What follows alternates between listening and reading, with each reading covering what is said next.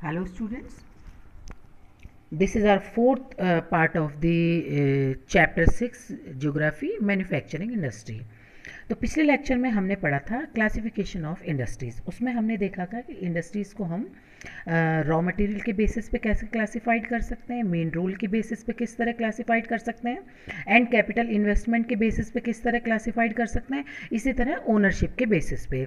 तो इसमें हम देखेंगे on the basis of finished good, जो आउटपुट हमको मिलता है इंडस्ट्रीज़ का, जो फिनिश्ड गुड होता है उसके बेसिस पे हम इंडस्ट्रीज़ को कितने पार्ट में डिवाइड कर सकते हैं। तो इसमें हम इंडस्ट्रीज़ को दो पार्ट में डिवाइड कर सकते हैं, क्लासिफाइड कर सकते हैं, heavy industries and light industries. Those industries which use heavy and bulky raw material and produce heavy goods in large quantity are called heavy industries. Example iron and steel, copper smelting. तो वो industries तो बहुत ज़्यादा heavy and बल्कि raw material use होता है और जो कि बहुत बड़े बड़े जो गुड्स को प्रिपेयर करती है लार्ज क्वांटिटी में, उनको हम हैवी इंडस्ट्रीज बोलते हैं। ज़्यादातर ये आयरन स्टील एंड कॉपर के होते हैं। एंड लाइट इंडस्ट्रीज़ में हम ऐसे industries which are light and small raw material, जिन इंडस्ट्रीज़ में बिल्कुल light and small raw material use होता है, उनको हम उनका जो प्रोडक्शन होता है वो भी लाइट गुड्स ही होते हैं, तो इसलिए हम उनको बोलते हैं लाइट इंडस्ट्रीज़। अब इसमें हम देखते हैं electrical industries, toys industries, tool industries, utensil industries, इनके जो प्रोड्यूस होते हैं वो बहुत हल्के हल्के वेट में होते हैं। तो इस तरह हमने on the basis of finished good we have classified industry in the into two parts. Next is agro based industries. अब हम पढ़ने जा रहे हैं एग्रो बेस्ड इंडस्ट्रीज़।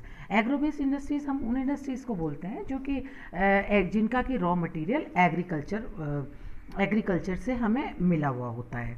इसमें हम सबसे पहले पढ़ेंगे cotton textile industry. It is an agro-based and the oldest industry in India. First cotton mill was established in 1854 in Mumbai. At present, it is largest industry in our country. There are about 1600 cotton textile mills in our country. Cotton textile mills are mainly concentrated in Maharashtra and Gujarat due to favorable conditions. Important centers are Mumbai, Pune, Ahmedabad, Surat, Rajkot, etc. Other centers are Agra, Kanpur, Hooghly, Chennai and Madurai. Cotton textile is produced by three methods in India. First one is handloom, second one is power looms and third one is mills. Cotton textile industries involves spinning, weaving, dyeing, designing, tailoring and packaging to produce ready-made garments. India exports yarn and ready-made garments to USA, Japan, UK, France, Nepal, Sri Lanka, etc. Cotton textile industries are facing many problems such as scarcity of good quality cotton, main cotton growing area went to Pakistan, old machinery, erratic power supply, low productivity of labor, tough competition from synthetic fibre. तो यहाँ हमने पढ़ा cotton textile industries के बारे में and finally हमने ये भी देखा कि कॉटन टेक्सटाइल इंडस्ट्रीज़ है उनके सामने क्या क्या प्रॉब्लम्स आ रही है।